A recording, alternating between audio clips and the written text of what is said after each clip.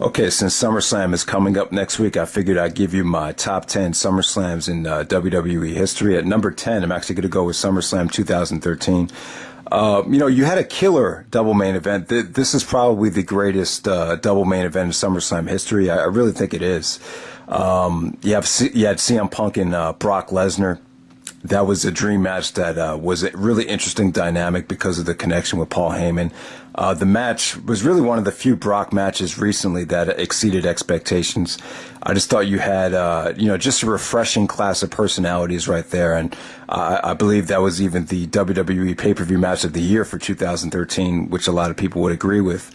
And then the main event on that show, you had John Cena defending the title against Daniel Bryan. To me, this is a better moment for Daniel Bryan, just a better match.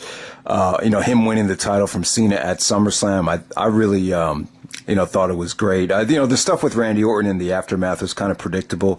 And I know a lot of people just have booking problems with the aftermath of this SummerSlam. And even leading up to the show, even some diehard fans just, really weren't that excited about it, even though you did get Daniel Bryan and CM Punk in the double main event. But, to me, I really didn't care. I thought that this had a great double main event. I thought the matches delivered. To me, they exceeded expectations. So I was pretty happy with SummerSlam 2013.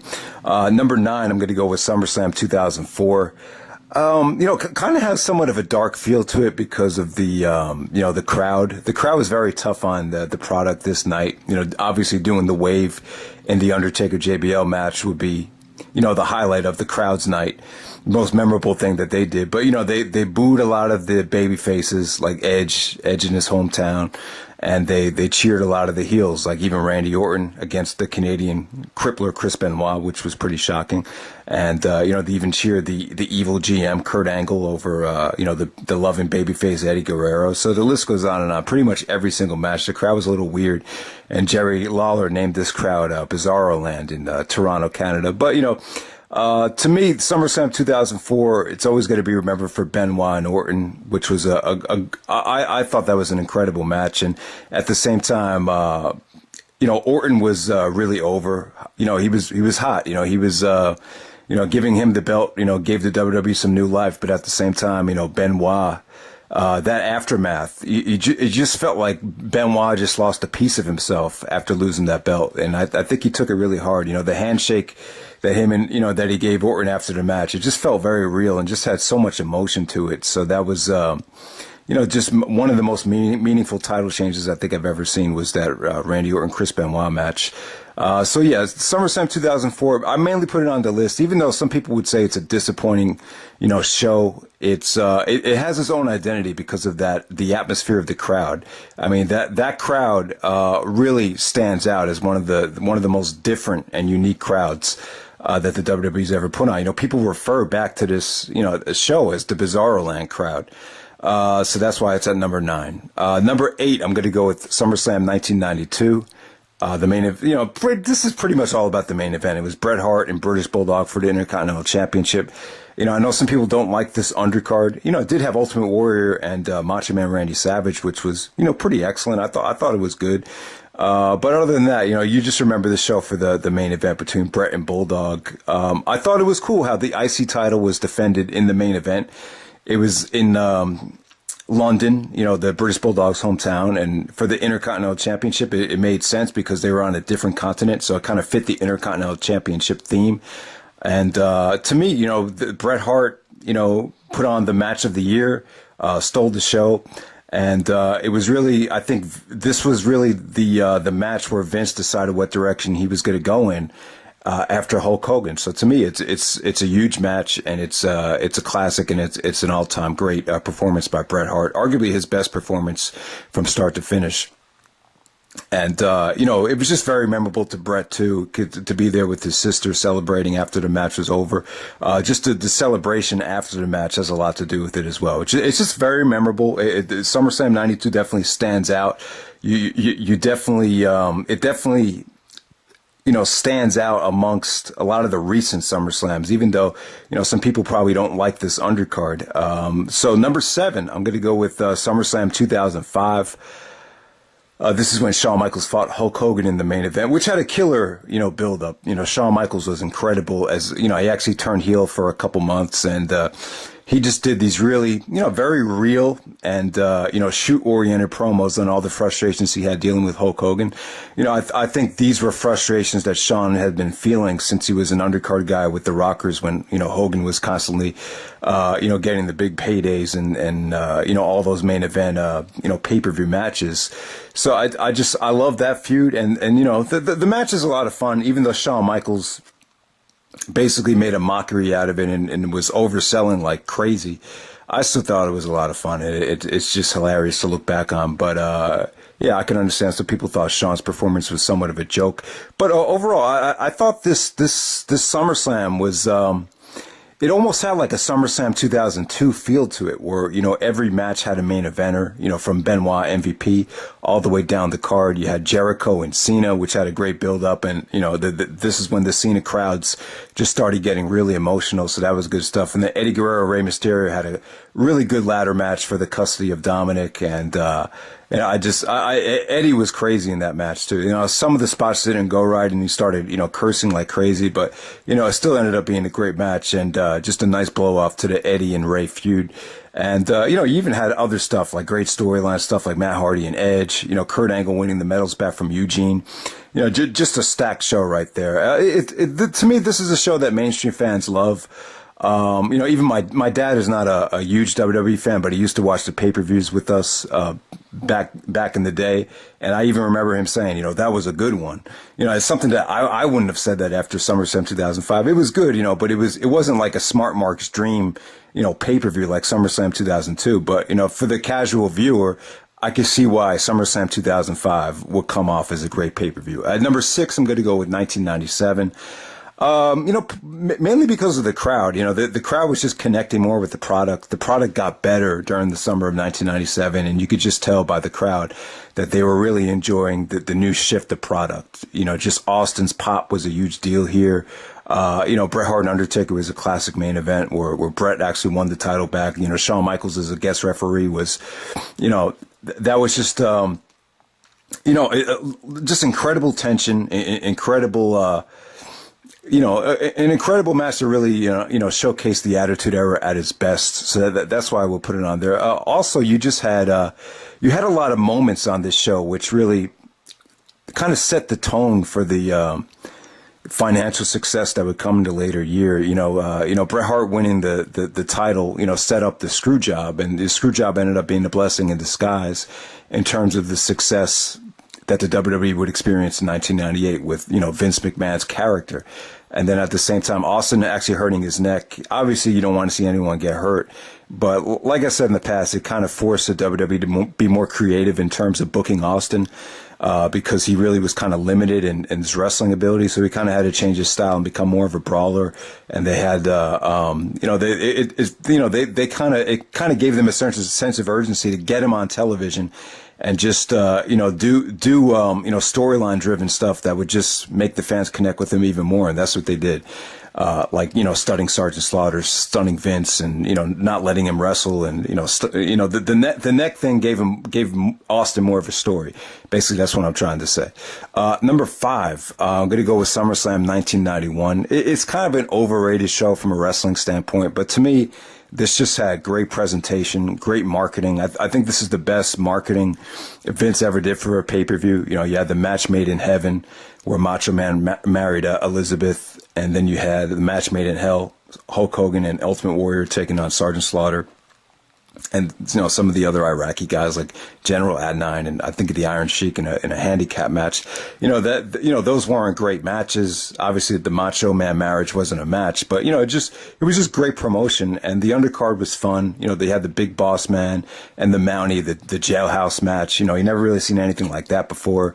Obviously Bret Hart and Mr. Perfect stole the show. They gave you, one of the best wrestling matches that the WWF ever, produced at that time. This is, Bret Hart, going out there in Madison Square Garden and really like leaving his stamp of approval in that building. Bret started building a legacy in MSG, and that's kind of where it all started. And, the start of, pushing smaller guys. You can make an argument that it started on that show with him and Perfect in that classic match. So yeah, just all around SummerSlam 1991, just an extremely fun pay-per-view. I think it has its flaws, but to me, it's just really memorable, in terms of the product was hot, the crowd was hot. The characters were hot. The aftermath of the pay-per-view as well. When the Cobra comes out of the cake, it really set up the Jake the Snake and Macho Man storyline quite well, and I think it was very creative. I'm sorry, the Cobra actually came out of a wedding present. I don't think it was the wedding cake. So just to be exact there. So yeah, SummerSlam 1991. You get my drift. Just had a really unique feel. Number 4, I'm going to go with 1998. This is like dead in the heart of the Attitude Era. Just the audience was just it just felt like an ECW type of crowd in this building on this night, and you just had the climax or the height of the Degeneration X and the Nation of Domination feud with The Rock and Triple H just stealing the show and putting on maybe an even more violent ladder match than Razor and Shawn. So that was incredible. And then you get to see Austin, at the height of his popularity against The Undertaker in a match that had been built up very, very well. And, most people would say it delivered, even though Austin did get a concussion. And, overall, you just had, characters and, guys from the Attitude Era that were just, clicking on all cylinders. Some of these guys, they never kind of morphed out in 1998, but in 1998, this roster was red hot. And then, so I got SummerSlam 1998 at number 4. At number 3, we have 2000, SummerSlam 2000. I just thought a lot of the storylines from the summer really kind of, paid off here. You had the whole Edge and Christian Hardy's Dudleys, the whole tables, ladders, and chairs thing where Mick Foley put him in a TLC match.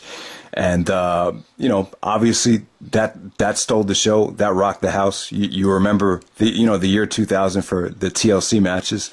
So you have that. You have the love triangle thing in the main event. And that love triangle, was really memorable.